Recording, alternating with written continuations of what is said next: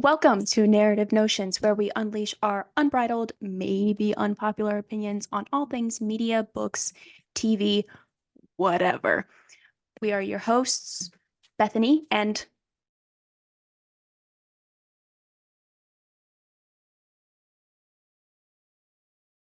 Bianca! all of opinions are our own, and we apologize for nothing. Hashtag dead dove do not eat. On today's episode, we are talking about books we have beef with. But before we do that, Bianca, give us an update on your reading and or watching list. So, I haven't added any books to my currently reading list, which I am very proud of because I'm really bad about adding more I'm proud of you books. too. The most that I've ever had on my currently reading list at one time was 13. So I'm now down to 8. Last week we were at 9. I'm now down to 8. And I will give you an update on what I've made progress in. So I made a little bit of progress in The Paris Apartment by Lucy Foley. I'm at about 11% now. I'm feeling okay about it, which isn't as good as it was last week.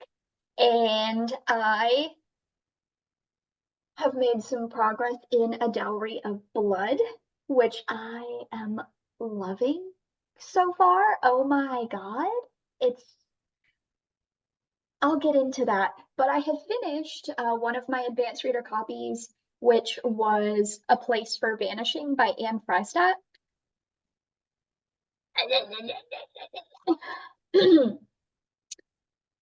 I loved it. I loved it. It's YA, it's horror, and I think that it was honestly one of the best advanced reader copy books I have ever read. I got it from NetGalley and I already put in my review and everything because I had to. It was due today. So that's why I sped through it over the past couple of days because I was like, I don't want to mess with my percentage on there. I'm a good noodle. But it was amazing and it was disgusting. It is coming out, I think today is the publishing date, and you should definitely go and check it out. Spirit, monsters, bit of romance, which was really cute. There's a lot of gore, but not like super duper bloody gore. There was a little bit of that, but like bug guts gore. It was awesome. And then for my currently watching list, I'm still watching Lost, although I'm taking a little bit of a break from it now. I'm focusing more on Call the Midwife. So my watching habits are much more tame than my reading habits. I enjoy not movies, TV shows that make me cry. And Call the Midwife does that every single episode. Bethany, what is your currently reading and watching list? Well, I actually just finished both of the books on my reading list. I finished She Gets the Girl Amazing. yesterday by Rachel Lippincott and her wife, Allison Derrick. So they co-wrote the book, which was very nice. Um, I finished Sea of Monsters literally like an hour before we started recording this. Um, so there's that. I have no idea what I'm going to read next.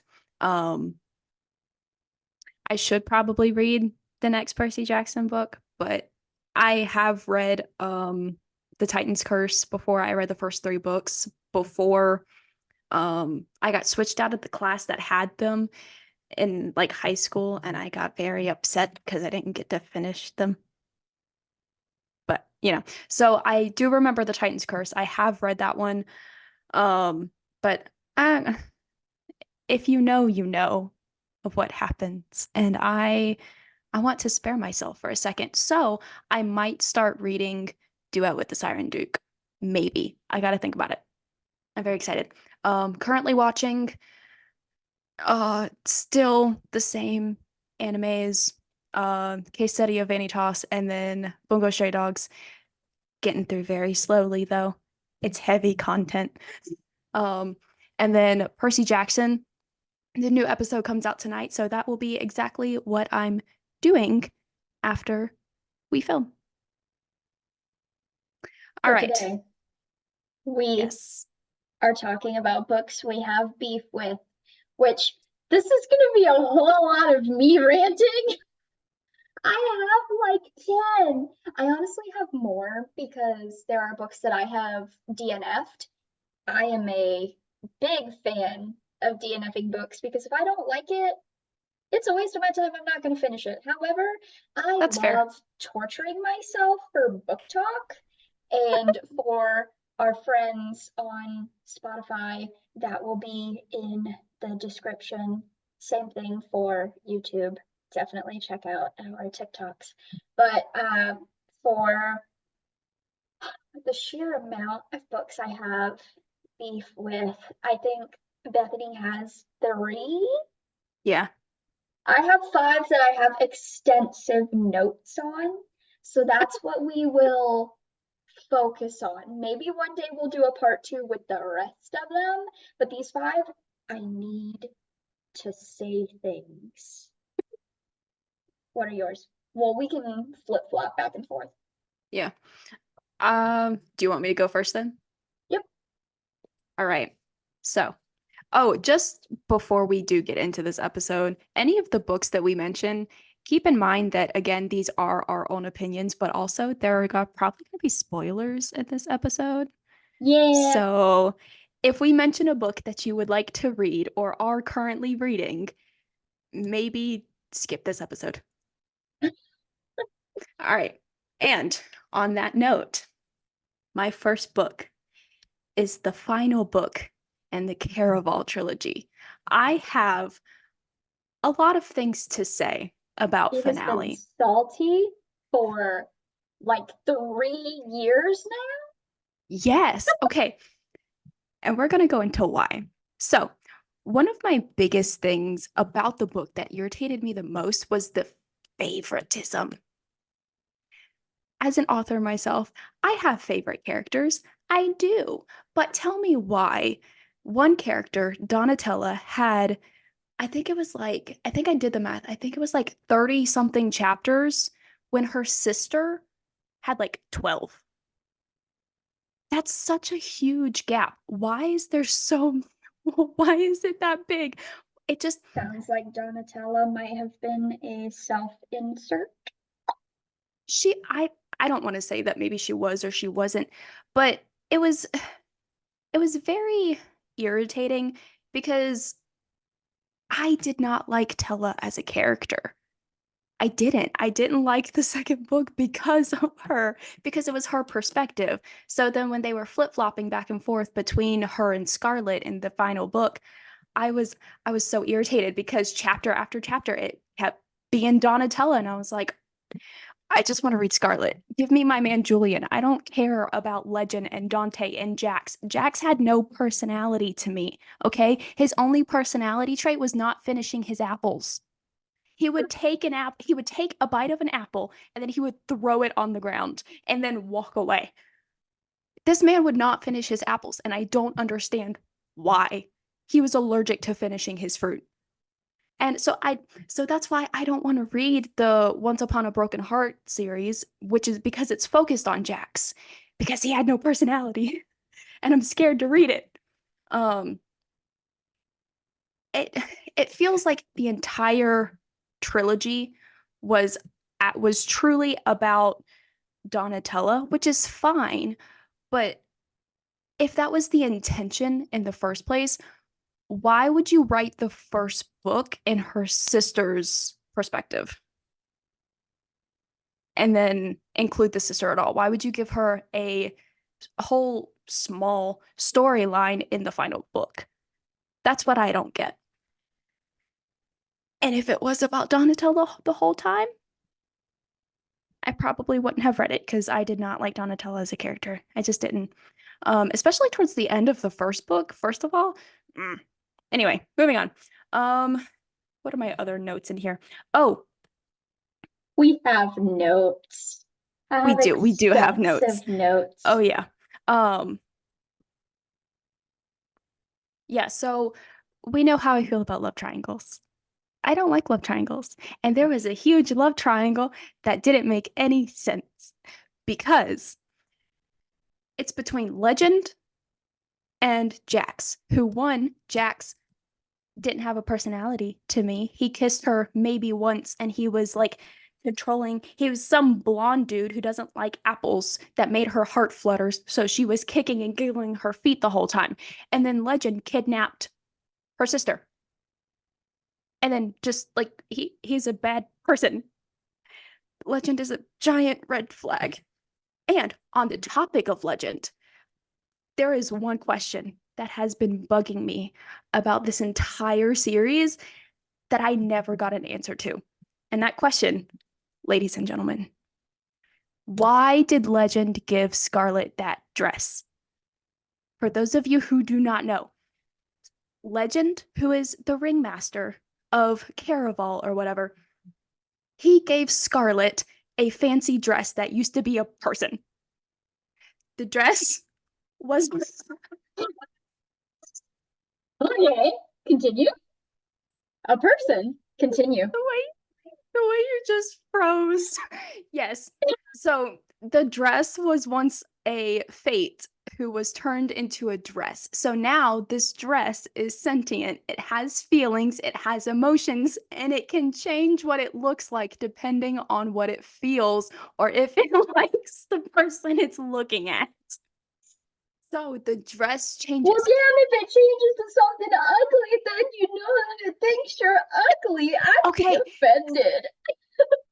I mean, you're right.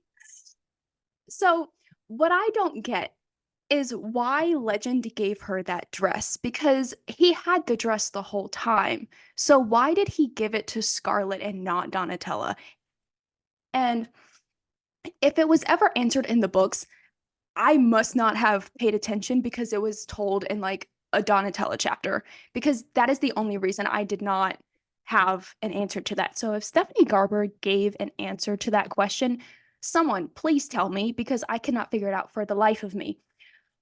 Why would he give her a fancy dress like that? Because that dress changed so many times. And that dress turned into like this almost like see-through frilly nightgown when she ran into Dante in the hallway. And then that dress also had a crush on Julian and changed into like this big, huge red ball gown while she was bawling her eyes out, trying to break up with him because she was mad at him. So that's my feeling on that. But if the dress was a gift, and this is this is my theory that Legend foresaw the future and was already in love with Donatello the whole time. I want to know if he gave her the dress as an apology gift for I'm going to be dating your sister in the future and I'm a terrible person. Here's a fancy dress to apologize for that. But if it was, why wasn't that a thing? Why did nobody tell me that? Also, I just wanted a conversation between Legend and Scarlet. They didn't talk the entire time. They had maybe like two scenes in the first book, but you wouldn't know that because Legend was Dante the whole time. That is the only reason that they had ever communicated. And I wanted Scarlet to pull Legend aside in the last book and be like, hey, why the hell did you give me this dress? I don't get it. Because I don't get it either. Because I need an answer to it. And then that dress, who was once a person, gets almost like destroyed and like set on fire. So it becomes like a big, like a pair of scraps almost. And so they turn into gloves. So she still has the fancy dress, but they're just fancy gloves now. And I don't get it. I'm so confused. I need answers. Why did Legend give her the dress if he was never going to interact with her beyond being Dante? They don't talk at all.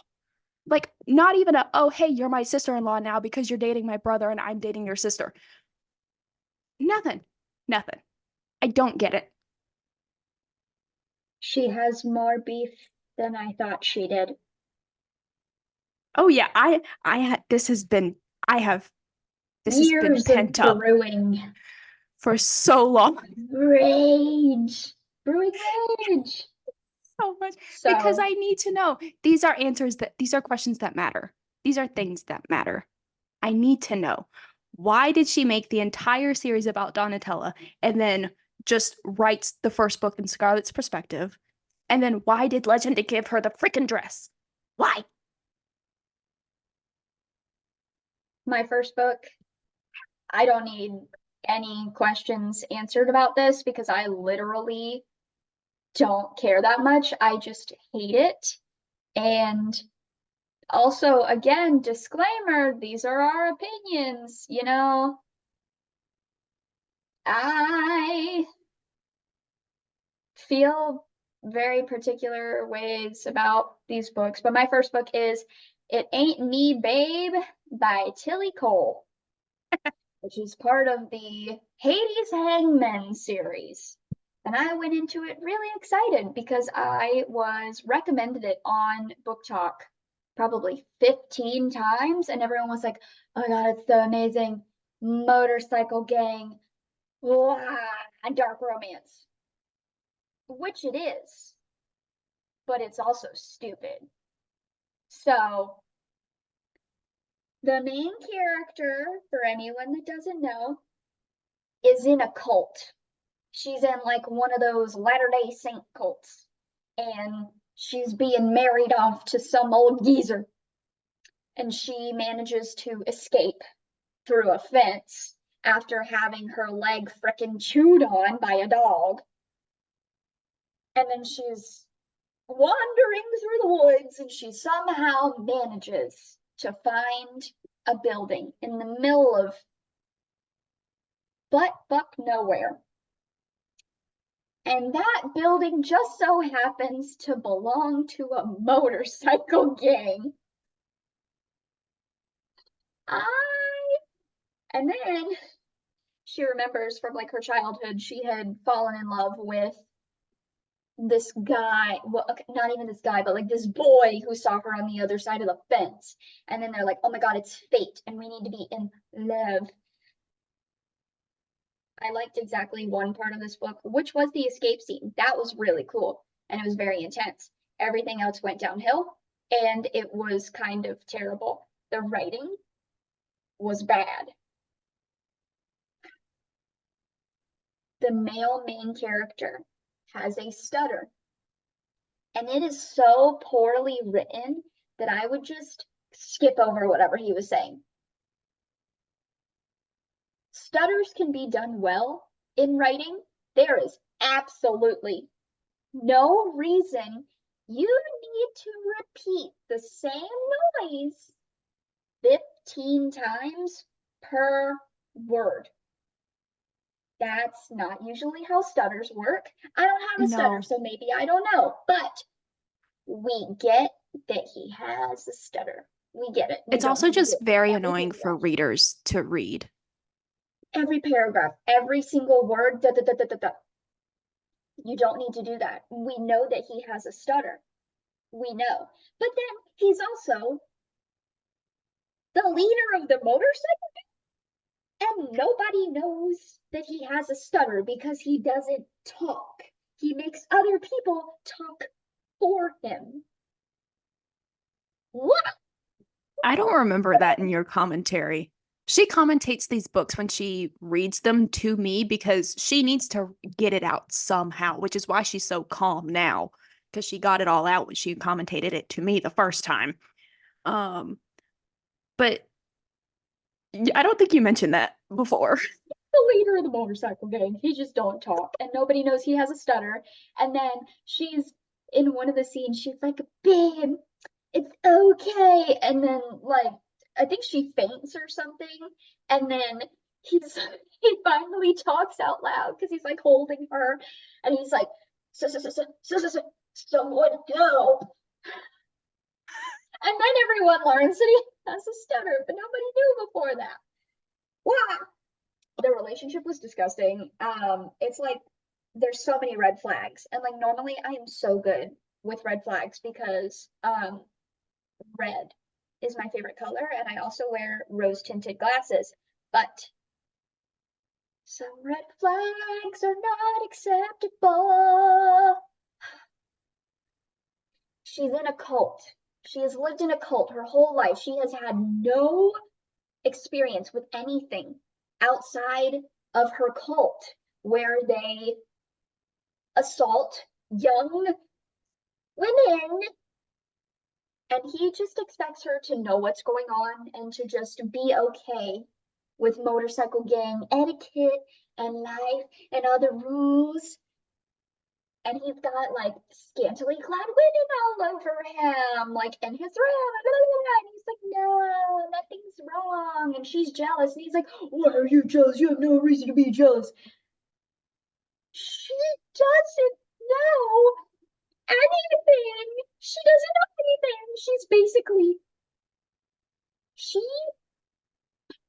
she's not even a butterfly that's just come out of the chrysalis. She is the goo that is inside of the chrysalis, and her thoughts and opinions are just swooping around in the goo of the chrysalis because she literally is not even a fully formed human. She has no experience of anything at all. And he just I'm adding expects that to her the list of to be insults, by the okay. way.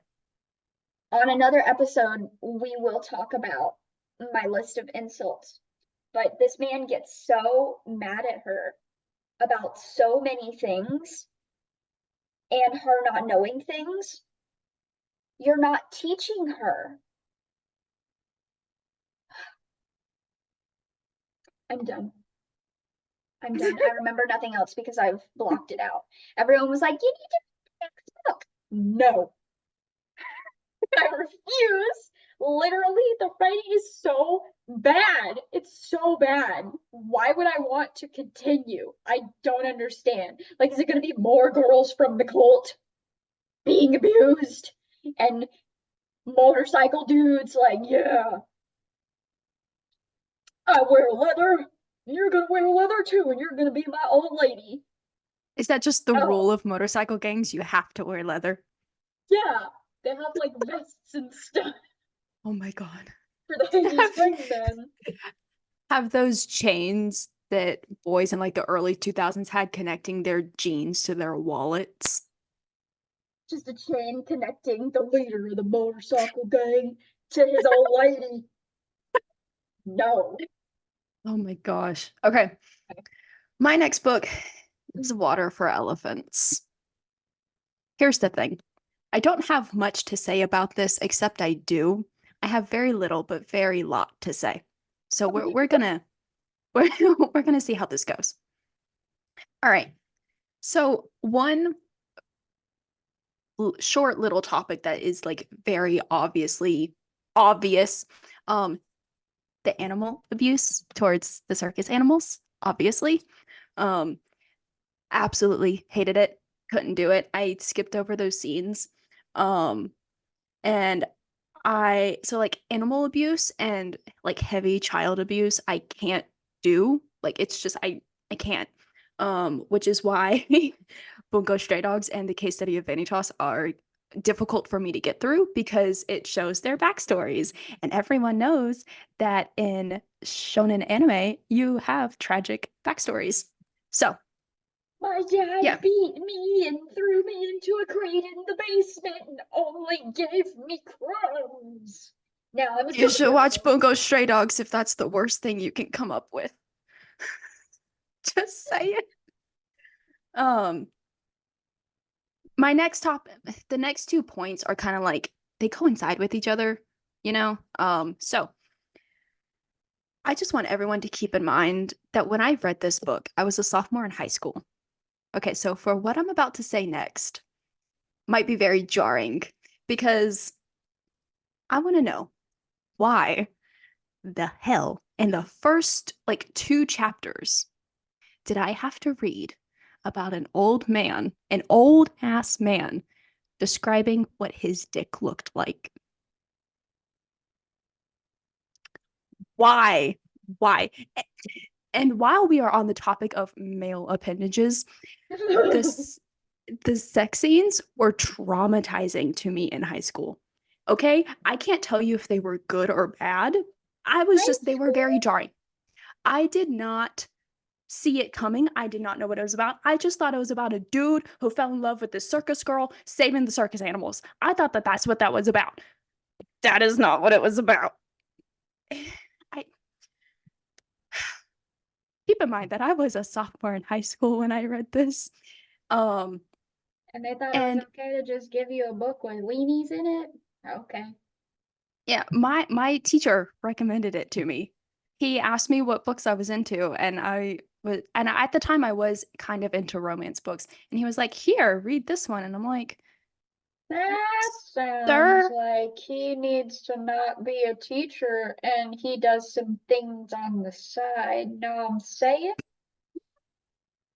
what?" Okay, so I was never um I don't care about like smut or like heavy sex scenes and romance. We know this already if you've watched our intro episode. It's not my thing.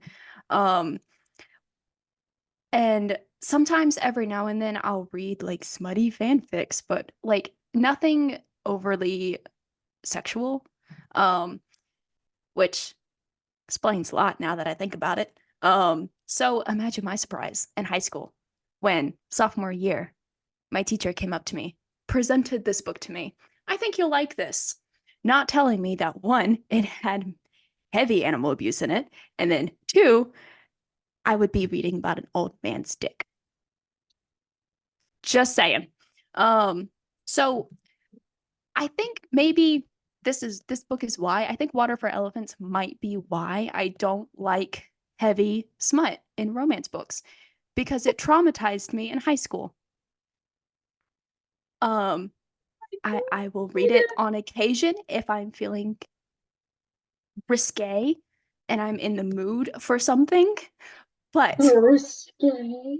something about smutty books just doesn't sit right with me anymore, and I think I can blame it on Water for Elephants. Thank you very much.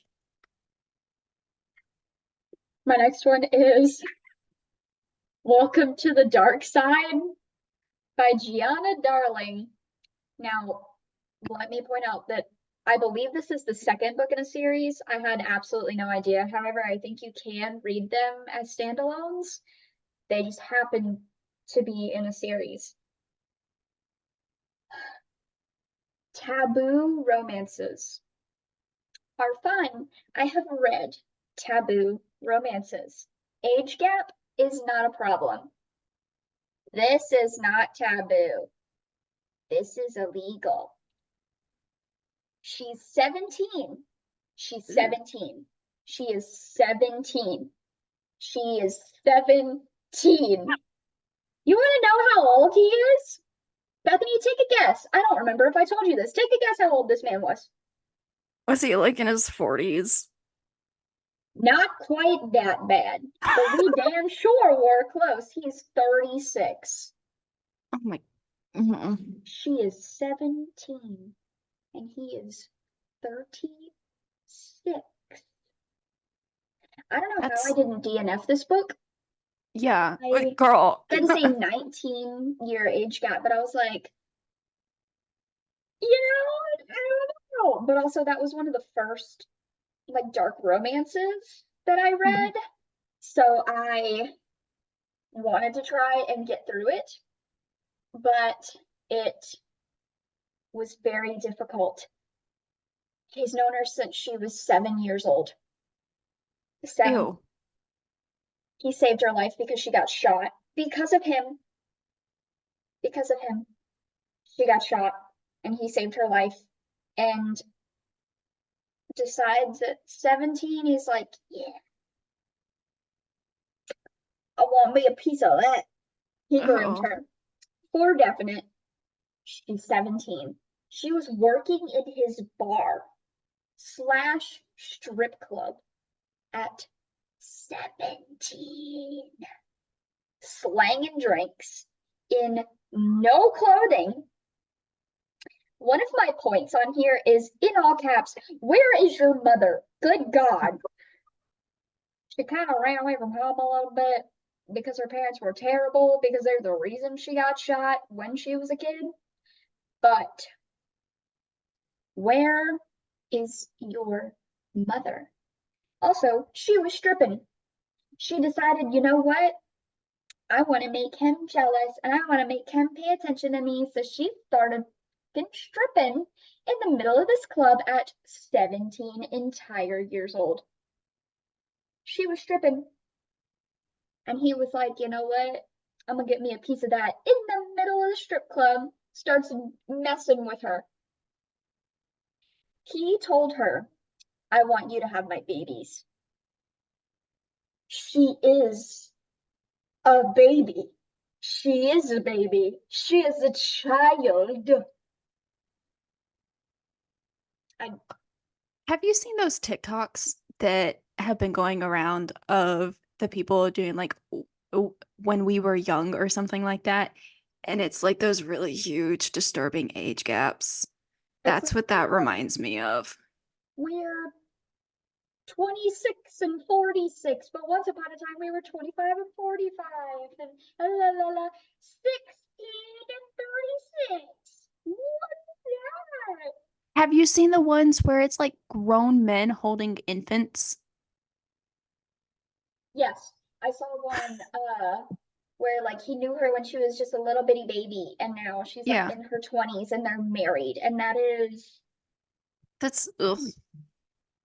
And then their parents are okay with it. I don't understand. And then you said that you had one last one. Yes, I do. It's And not, I have three more. that's okay. We can just listen to you rant. You're funny when you rant, so it's okay. Um, Okay, tell us about your last one. all right. So my last book, it's not actually like I'm not gonna get heated about this one. It's just it kind of peeved me a little bit. It's Leah on the Offbeat. It's the last book in the Simon verse trilogy, like the Simon versus the Homo sapien agendas. The reason it I the reason like I have kind of beef with this book is because the dynamic between Leah and Abby was weird. So, if you haven't read this book, and I know you haven't, Bianca, so I've I'm only going seen to the movie. so I'm going to give you a little bit of a spoiler. Leah and Abby are not straight. So, Makes we sense. loved that. Um but the dynamic between them was so weird. It's supposed to be, you know, a sapphic love story between them, but I it did not feel like that. It didn't feel like two girls falling in love. Um like I loved She Drives Me Crazy. Was it the best book? Probably not. I think that She Gets the Girl was a lot better, but She Drives Me Crazy was good. And you could tell between those two books that they were actually falling in love. And She Gets the Girl and Leah on the Offbeat have the same, not quite enemies to lovers dynamic, but it didn't do it for me, which is why I think that just I would love to read more sapphic books, but they're just not done well. They're very hard to come by, and I think that that's an issue that needs to be addressed. So, Which is why, if ever she reveals her pen name, but that is why she is writing some sapphic books. I yes. have made it a point this year to read more sapphic books because A Dowry of Blood is, at the part I'm at, very quickly getting into that territory. And then I saw that the author is also coming out with a book. I cannot remember the name, even though I literally looked at it last night. It is called An Education in Malice, and it is based on the historic classic Carmilla, which is Mm, about a sapphic vampire yeah. written 25 years before Dracula. So I think it might be the first vampire novel. Yay, Congratulations. Yeah. But I definitely have made it like a point this year that I want to read more sapphic books. Yeah. But I would Bethany is like also writing some. Yes. I would like to read more, but there's a whole bunch of reviews and I don't usually let reviews get to me. I just read what I want to read and then if I like it, I like it. If I don't, I don't. But there's so many that talk about how weak the representation is and how weak the story is and that just so I'm not confident with the rest of the books out there. And I've heard that One Last Stop was pretty good. The same person who wrote Red, White, and Royal Blue. But the premise of it doesn't interest me of it. So it doesn't interest me. So I'm not really into One Last Stop. But if I get desperate, I might, because I need a good sapphic love story. I'll have to read some and then funnel them towards her. Yeah. Just as a little note, we are qualified to talk about this because neither of us are straight. I just happen to be engaged to a man. That doesn't mean I only like men. Yeah. Okay. My next rant. All right. Hit us with it. It's your last like 3 books. It's all you now. Credence by Penelope Douglas. Oh my God. Basically anything by Penelope Douglas. I've read 3 of her books now. I've read Credence, Punk 57, and Birthday Girl. They were all horrible. I don't know why I kept reading after Punk 57, but I was like, you know what? I'll give it a try. And Birthday Girl, I was like, okay. Was correct me if I'm wrong, which I'm probably am because you've read so many of them. Was Book 57 the one with the pool scene? Where I sent you and I was like, this logistically makes no sense. She's like And you upside drew down, out a her head is diagram? underwater. No, that was Paradise by Mm. I don't remember the author. I've blocked it out, but that was called Paradise. But no, Punk 57 was where they are teenagers engaging in illicit acts in Oh, okay. I public. remember that. Yeah. Um, Birthday Girl. Birthday Girl is a taboo romance.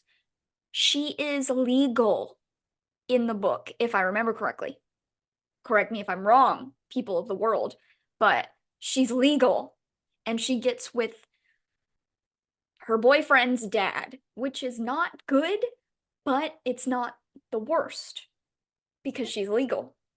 But She why has your read worse boyfriend's books. dad? I have read worse. But Credence, let me get back to my notes. It is as close to incest as you can possibly get without actually being incest. They are not actually related. However, they technically are. So they're not related by blood, they're related by family. So they're step cousins and step uncles. Okay? So for people that have not read it, don't do it. First of all, don't do it. Penelope Douglas's writing just is not good. I would say I'm sorry, but no.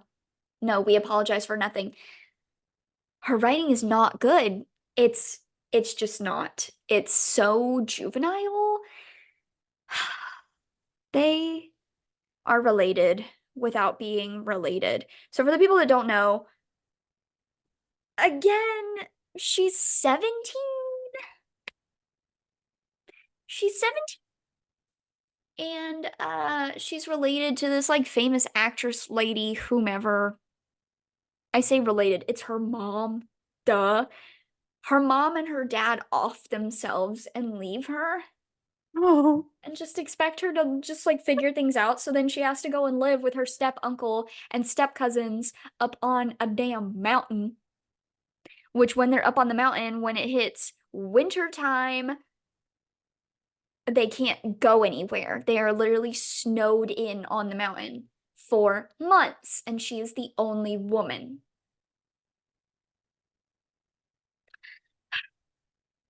They're cousins. They're cousins. In my notes, I said, they're fucking cousins. Okay, step cousins. I literally don't care. Now, everyone in this book is misogynistic. The men are literally horrible. Legit. There's one scene where essentially they tell her, get back in the kitchen, woman. We do the labor, you do the cooking.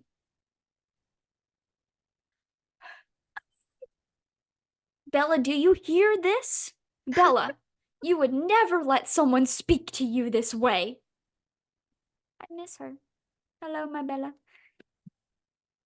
They start having relations as step cousins and step uncles. Tell me why during relations she calls him Uncle Jake. Ew. Ew. No.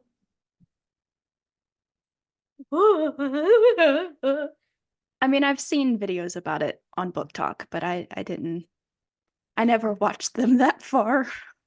I couldn't tell you why I kept reading this book. I was like, there are so many people that say, oh my God, it's so good. I should have listened to the more people that were like, don't do it. Don't do it. I didn't listen. Oh my God. One of her cousins is mute from like a funky accident where he was left in a car for days on end. How was he still alive at 4 years old? I don't know. In a car for like That's 3 days. That doesn't really make much sense, but okay. no. I don't think that that's physically possible. No, but it's fine. It's Penelope. Penelope doesn't care. It's fiction. You can do So what you want. her cousin is mute. He literally treats her like garbage. He flipped a table at her with all the food on it. He flipped a damn table at her. He called her a whore. He called her a whore. Why? And then he's like, because he's stupid. She rejected his advances at first because he's some weirdo that goes off in the woods and goes hunting and is mute and comes back and is covered in deer blood Of because course. he's What else are you supposed to fucking call a weird. woman? He calls her a whore because he attacked her in the middle of the night and she was like, no. What the fuck?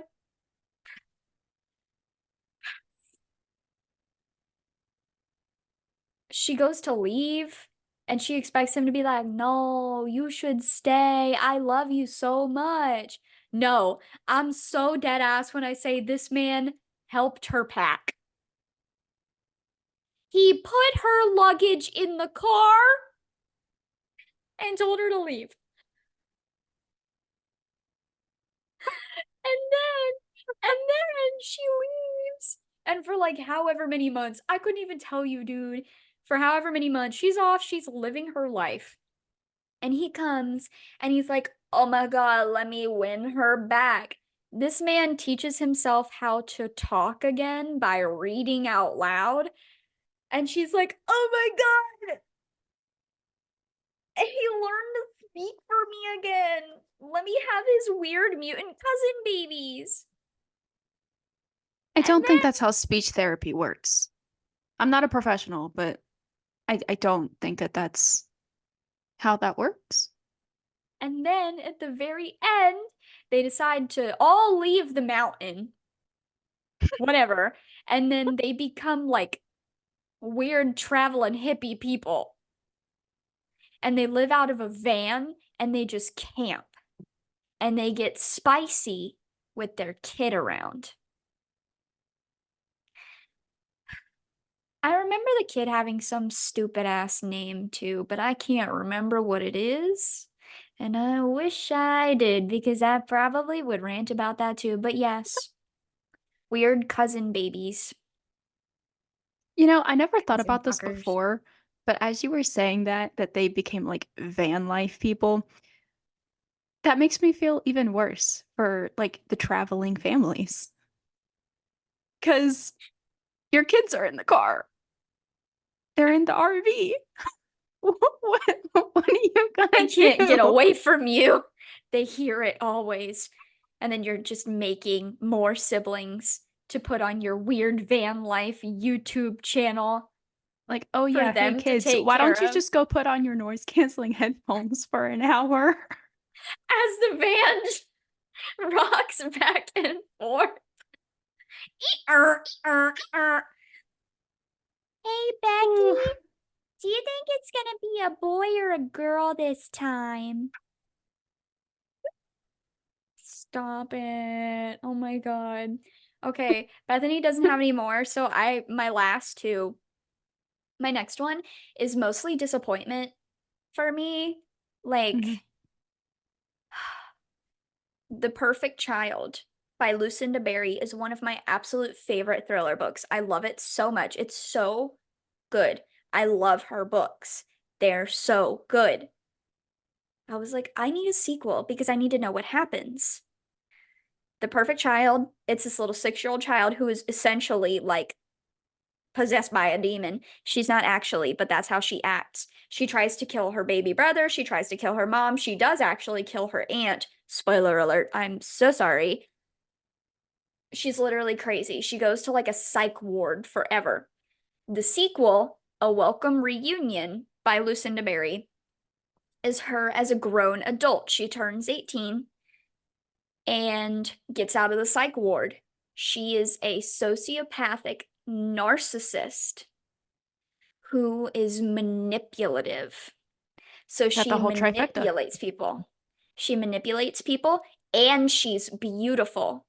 She's beautiful. She looks like an angel. She starts manipulating people. She comes out with a book about her life and how her family abused her when she was the one that was trying to literally kill people and did actually kill her aunt. And everyone is like, she didn't know what she was doing. Do do do do do do do.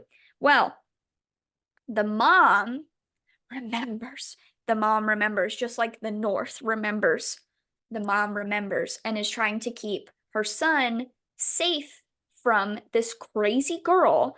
Well, spoiler alert again, she gets a hold of him on Instagram and is starting to fill his head with crazy things about how his mom kept her from him and she abused her. Do do do do do. This girl goes on a press tour. She goes on interviews. And it is just crazy. I was expecting so much more out of the sequel. It was very short. It was just like a little novella sequel. I Yep. wanted to wrap this up in like a very dramatic way because everything leading up would have made it be dramatic. It was probably one of the most disappointing endings I could have ever been given. She decides, you know what? I'm just gonna stab her in an alley and leave her. And that is it. No stalking, no elaborate plan. No, let me push you down a flight of stairs like you did to my sister. No. We're in an alley, stab. Leaves her to die. I was like, Very anticlimactic. I was so I was so sad. Like I had an actual real reading slump after this. I was depressed.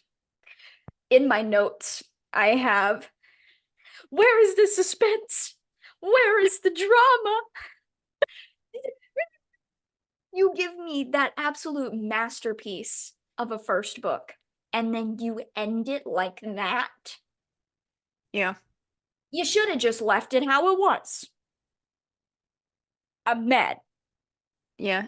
That's always kind of disappointing when sequels come out and they're just not it. And for it They're to not be what so you hope they would be. short.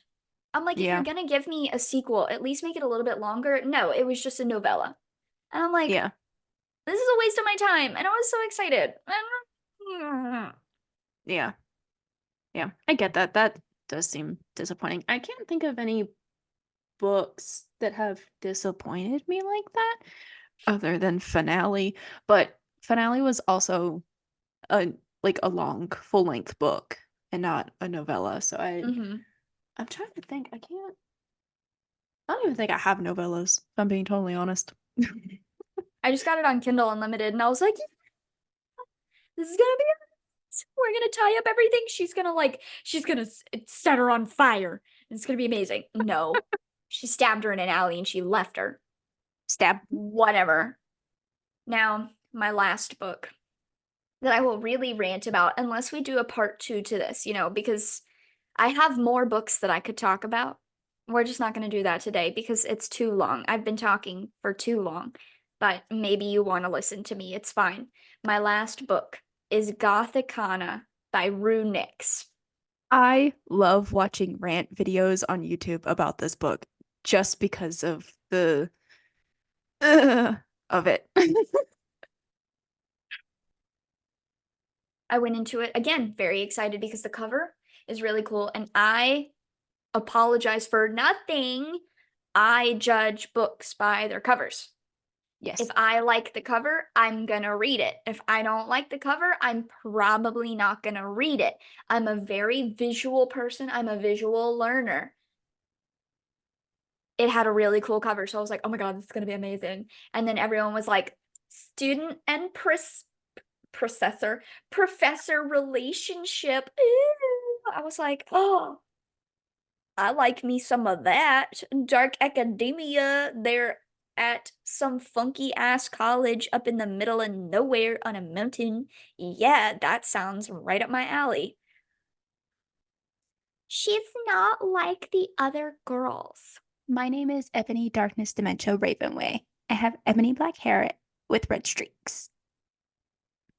This girl has purple eyes. She's so special. She's so beautiful. Everybody wants her and her purple eyes. Bitch!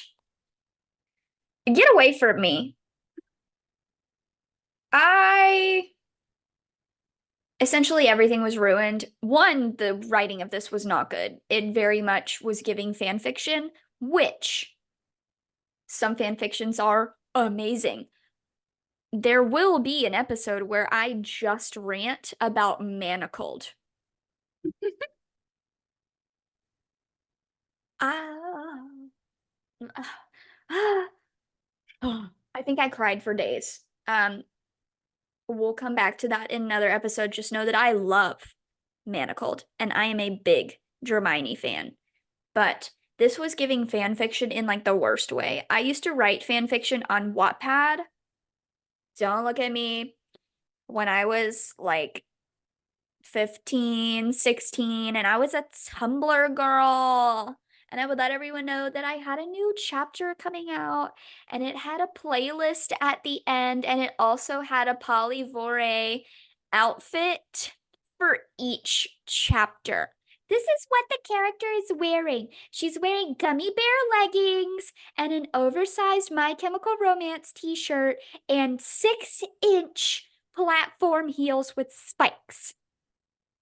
That's what this book is giving. It's If y'all giving want- that type of fan fiction. Here's the thing. If you read fan fiction at the time that that was popular, then it would have been great. But now we know better. There Yes. is good fan fiction. we just That didn't know was how to find not it back good then. Fan fiction. Like the milk fic. God. Why? Oh. Anyway, basically, this book started out okay. Other than literally immediately, she's not like the other girls. She has purple hair. Purple eyes. You know, it would be funny if she had purple hair and purple eyes. Oh my God, I'm extra special. This is my natural hair color. It's purple with blue streaks in it and polka dots underneath. But no, she had purple eyes, which is just absolutely The ridiculous to most me. fanfic thing you could do. Like, come on. I remember Whatever. reading Twilight fanfics where the girl had purple eyes instead of red when she turned. That was Because wild. she had some special Volturi funky mind powers. Wah! And they're fighting Edward to get her. And everyone was using Emily Rudd's picture. as their main character. I wonder So how Emily Rudd Gothikana, feels about that. she was like in pictures of like every fan casting ever in the 2010s. Oh yeah. Oh yeah. Ever. This book had so many like twists and turns that it gave me whiplash and essentially like completely ruined the story because like one of the main characters, like the friend, gets really close to the main character and there's all this drama.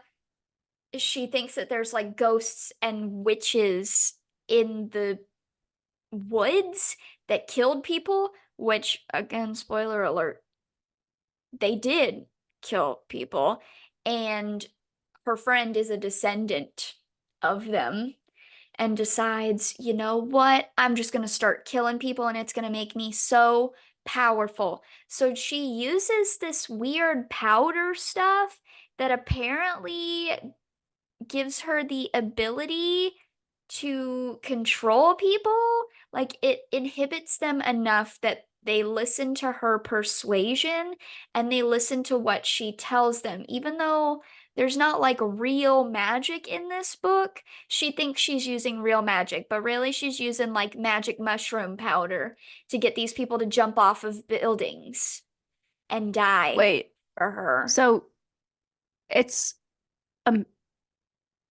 is it a magical college or are they just or is it just a No, college? they're No? just weird asses. It's for misfits and outcasts. There's no actual magic. They're literally just going to college and they're just fucking weirdos. And she's just an extra weirdo and So decides that she wants to start killing people because that's what her ancestors did. so they made a college for specifically for weird people? That's what I gathered. Yeah. Just fucking weirdos. And she tries to I kill the can't tell main if that's character. offensive or not. She tries to kill the main character. She gives her the magic mushroom powder and she tries to get her to walk off of a roof. And it don't As you work. do. It don't work. And I think she makes her fall. I think she pushes her off the roof and then she dies or some shit. I don't know. But basically she was saying like she wanted to kill everyone and then she wanted to get with the professor who is also the owner of the castle that the college is based in. And nobody knows that he is the owner and a professor and also dating this young girl.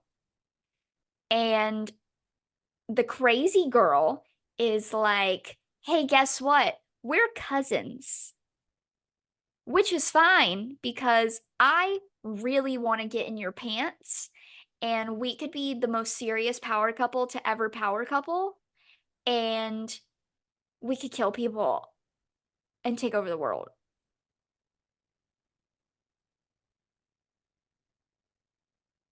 Whiplash. I didn't understand anything that was going on ever. No. No. But also they weren't even supposed to be together because student and professor was not allowed and he could have Yeah. got fired and she could have gotten expelled, which would have been really bad for her because she was essentially homeless because her mama is schizophrenic. So, I don't know why they were trying to jeopardize one, their education, two, their livelihood, and three, their homes for a little bit of boot bumping. I will never understand that. And it wasn't even good boot bumping. Nor was the mystery very good because it came so out of left field. I was like, oh, great, you ruined everything. Thank you so much.